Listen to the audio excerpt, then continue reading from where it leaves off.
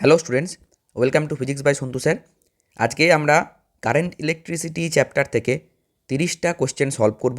আর এই 30 কোশ্চেন কিন্তু নেওয়া হয়েছে সবই এনসিইআরটি এক্সাম্পলার থেকে, ঠিক আছে? তো পেজ নাম্বারও দেওয়া আছে, তোমরা দেখতে পাবে। আর প্রত্যেকটা কোশ্চেন কিন্তু নিট আর জেইর জন্য খুবই ইম্পর্টেন্ট। সুপার 30 সিরিজ যেটা স্টার্ট করেছিলাম, মাঝে কয়েকদিন গ্যাপ চলে গেছে, তো আজ থেকে আবার শুরু হচ্ছে যে সুপার 30 সিরিজ। দেখো, তো চলো শুরু করা যাক। সব সব কোশ্চেন আছে কারেন্ট ইলেকট্রিসিটি থেকে। যারা ক্লাস 11-এ পড়ছো তারা এই চ্যাপ্টারটা পারবে না, তোমরা একবার টপিকটা দেখে নেবে। যেগুলো ক্লাস 11-এর চ্যাপ্টার তোমরা দেখবে। আর যারা ক্লাস 12-এ পড়ছো তারা তো সবগুলোই পারবে, কারণ 12-এর আপডেটেড চ্যাপ্টারও আসছে, আবার 11-এরগুলো তো তোমরা এমনি তোমাদেরকে করতেই হবে। আর যারা ড্রপার আছো তারা সব ক্লাসগুলোই করবে। তো তোমরা টপিক নেমে একবার দেখে নেবে, থাম্বনেলে দেওয়া থাকবে। ওকে, তো চলো শুরু করা যাক। দেখো, পেজ নাম্বার 81-এ আছে, lighting is an electrical discharge caused by imbalance between. তো লাইটিং যখন হয় তো কেন হয়? দেখো, ইলেকট্রিক্যাল ডিসচার্জ হয় কার কার মধ্যে? Clouds and the ground, within the clouds, both A and B, none of this. তো কি উত্তর হবে? Both A and B. পুরো থিওরিটিক্যাল কোয়েশ্চেন এটা একটা, যে লাইটেনিং একটা এমন ফেনোমেনা যেটা চার্জ ফ্লো করে ক্লাউড থেকে আর্থে, also cloud to cloud. Cloud থেকে আর্থে যেমন চার্জ ফ্লো করে, আবার ক্লাউড টু ক্লাউডও কিন্তু চার্জ ফ্লো করে।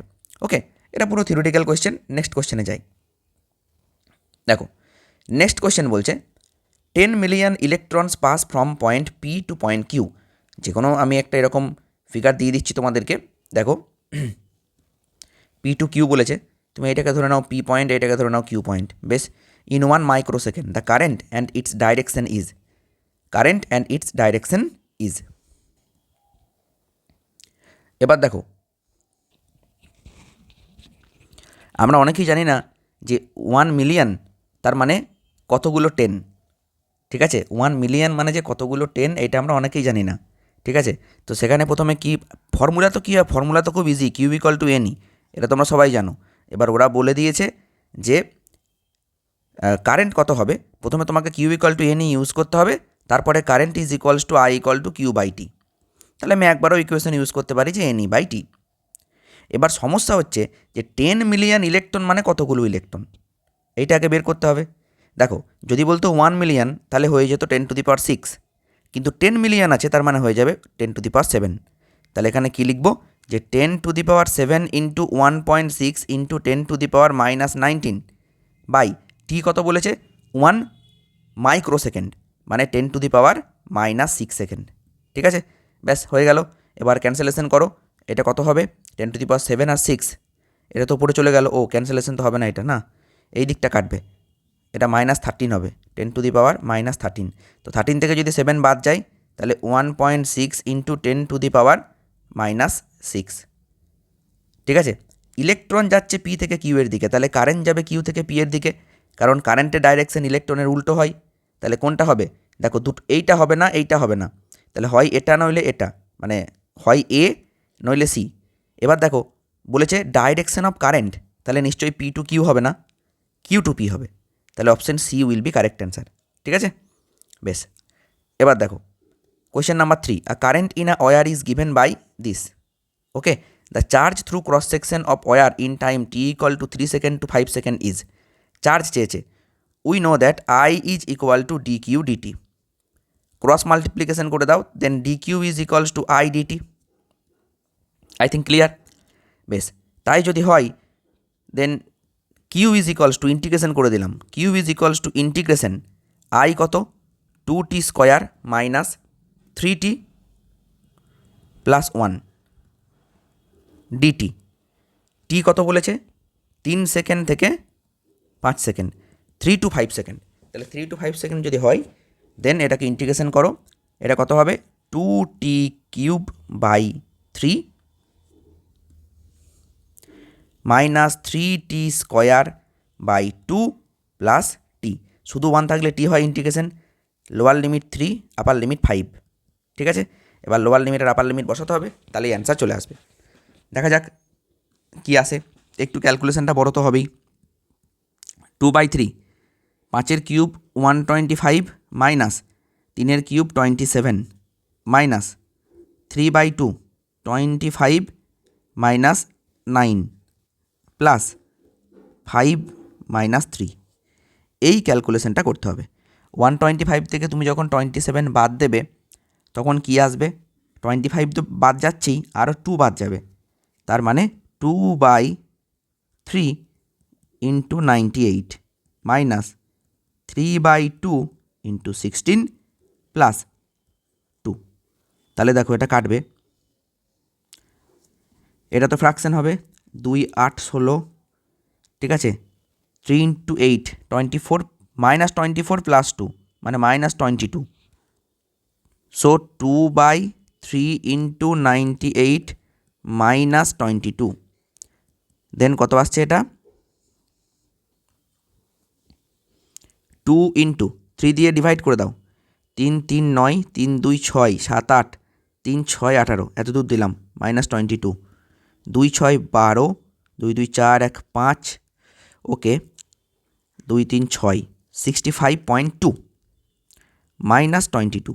তো এখান থেকে 22 বাদ দিয়ে দাও, তাহলে 0.2, এটা 2 আছে, তাহলে 3, এটা 4, 43.2। তাহলে কাছাকাছি কোনো একটা অ্যান্সার আসবে। 43.2 যদি নয় তাহলে এইটা হবে অ্যান্সার 43.34। ওকে, দেখো ক্লিয়ার।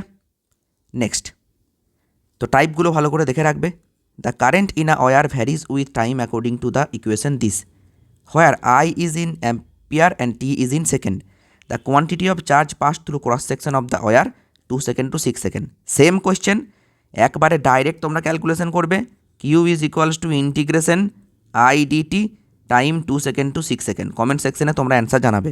ওকে, এই কোয়েশ্চেনটা তোমাদের জন্য দিয়ে গেলাম, কমেন্ট সেকশনে অ্যান্সার তোমরা জানাবে। In an atom, electron revolve around nucleus along the path of radius 0.72 angstrom base, making 9.4 into 10 to the power 18 revolution per second. The equivalent current is, একটা নিউক্লিয়াসকে সেন্টার করে ইলেকট্রন ঘুরছে, সেকেন্ডে কতবার ঘুরছে সেটাও বলে দিয়েছে। ওকে, তো কারেন্টের ভ্যালু বের করতে বলেছে। এইরকম কোশ্চেন যখন থাকবে মনে রাখবে I ইজ ইকুয়ালস টু, তোমাকে ইউজ করতে হবে E/T বা E ইন্টু এফ, যেটা এফটা ফ্রিকোয়েন্সি। ওকে, তো ই তো তুমি জানো 1.6 into 10 to the power minus 19 divided by, এবার টাইম পিরিয়ড কত? দেখো এই টাইম পিরিয়ডটা তোমাকে আগে বের করে নিতে হবে। কি করে বের করবে? রেডিয়াস বলে দিয়েছে, এখানে রেডিয়াসটা বলেছে ঠিকই, কিন্তু আশা করি কোনো কাজে লাগবে না, কারণ দেখো তোমাকে ফ্রিকোয়েন্সি ডাইরেক্ট বলা আছে 9.4 ইন্টু 10 টু দি পাওয়ার 18, যে সেকেন্ডে কতবার ঘুরছে, তাহলে 9.4 ইন্টু 10 টু দি পাওয়ার 18, এটাকে তুমি মাল্টিপ্লিকেশন করে দাও 9.4-এর সঙ্গে 1.6, তাহলেই তুমি অ্যান্সার পেয়ে যাবে।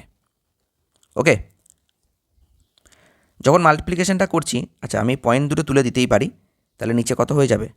100, তাহলে 100 হয়ে গেলে এটা কেটে যাবে, এটা হয়ে যাবে 10 টু দি পাওয়ার 16, ঠিক আছে।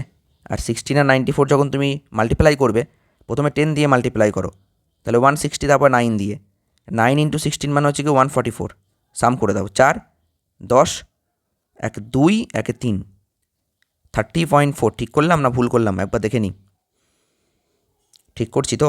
মনে হচ্ছে কোথাও একটা গণ্ডগোল হচ্ছে। ওহো, 94 দিয়ে মাল্টিপ্লাই করছি, তাহলে 10 দিয়ে কেন করবো মাল্টিপ্লাই? প্রথমে 90 দিয়ে মাল্টিপ্লাই করবো।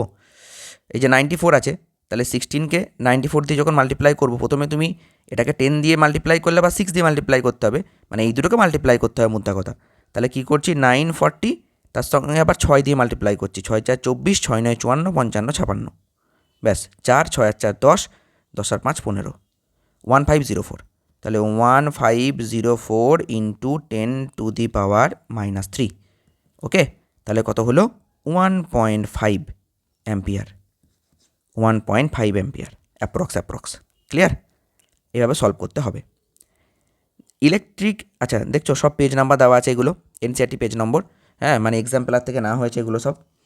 আর charge is moving across a junction, then momentum will be conserved, momentum will not be conserved, at some place momentum will be conserved and at some place momentum will not be conserved, none of this।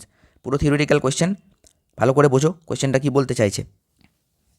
দেখো যখন electron জাংশনের দিকে এগোবে, junction মানে যেখানে অনেকগুলো তার এসে meet করছে, তাহলে ইলেকট্রন যখন এই দিকে যাচ্ছে, ঠিক আছে, একটা চার্জ যখন এই দিকে যাচ্ছে, যখন ঠিক জাংশনে আসছে, তখন তো আরও অনেক অ্যাকুমুলেশন অফ চার্জ হবে, আর এই অ্যাকুমুলেশন অফ চার্জের জন্য ওর ওপর কিন্তু একটা ফোর্স কাজ করবে।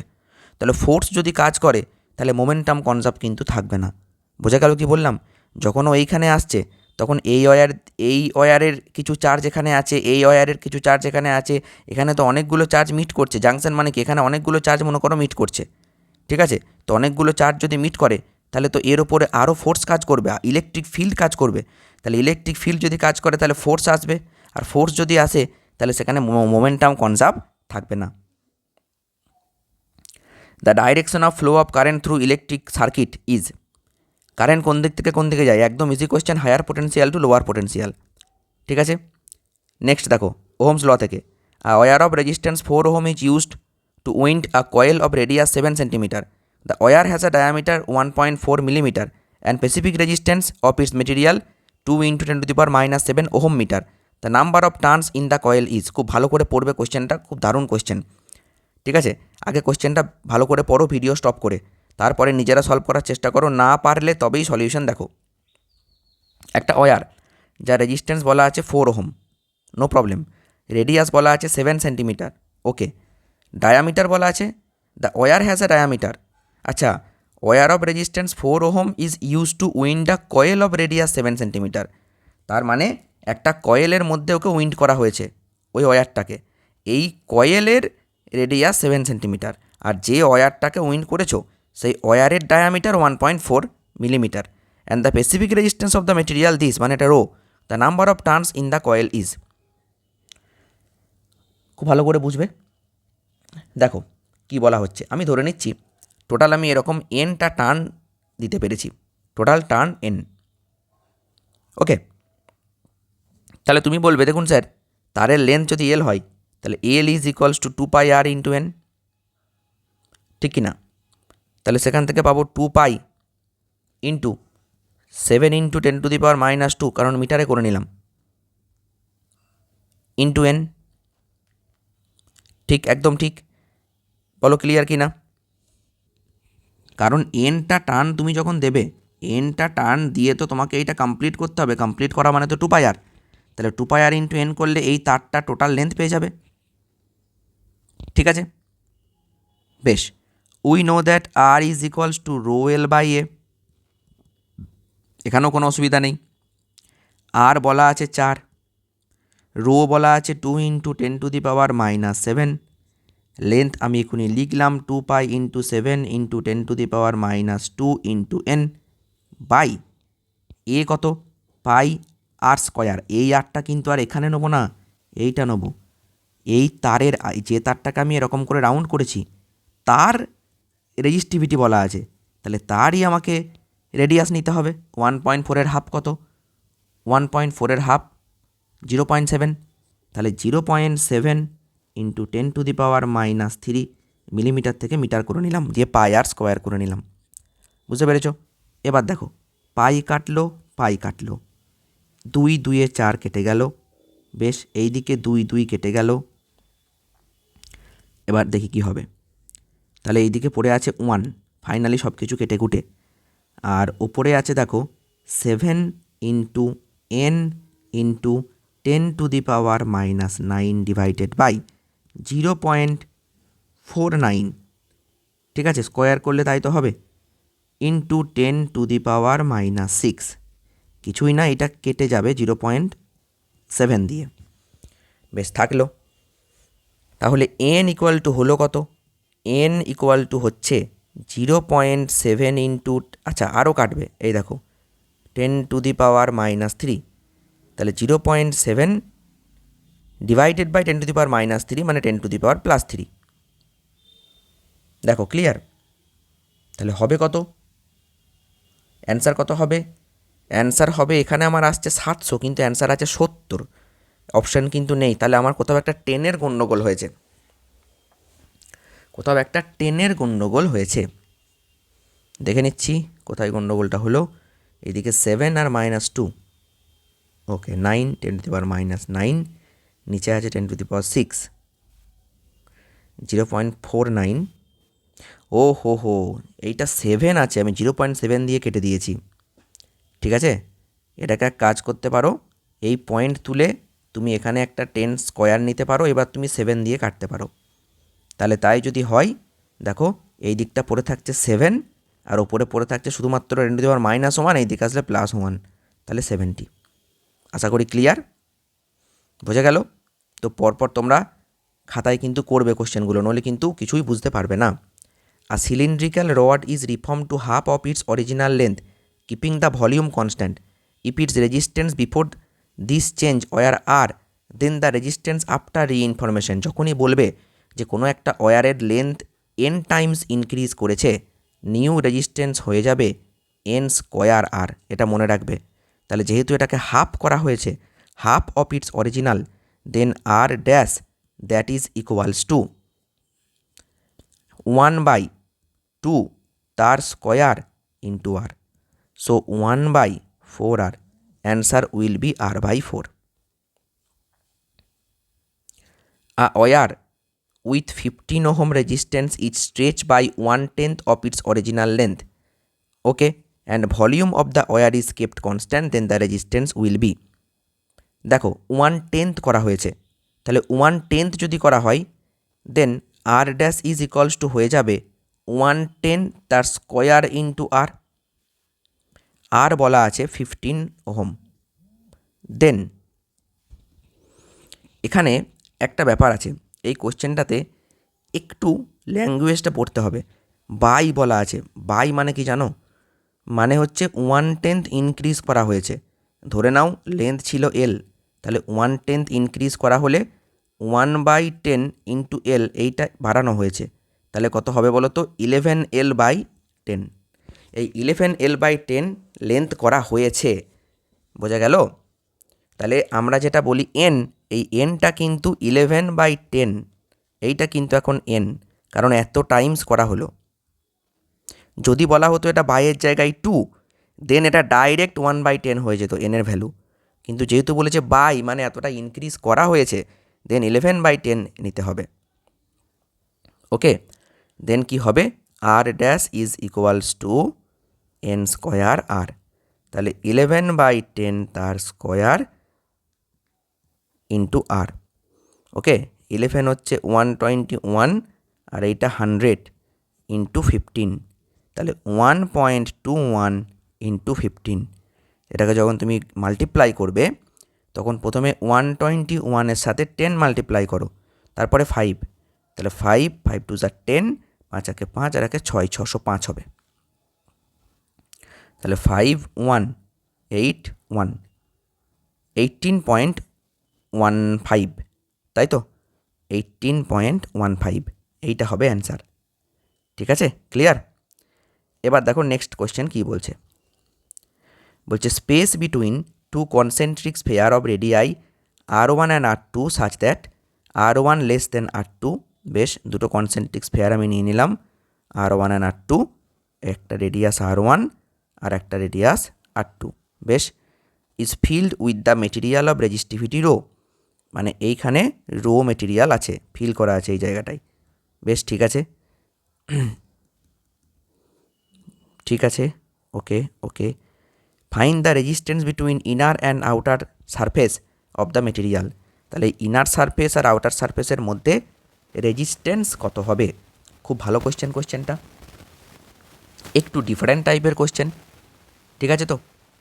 তো দেখো কি হবে।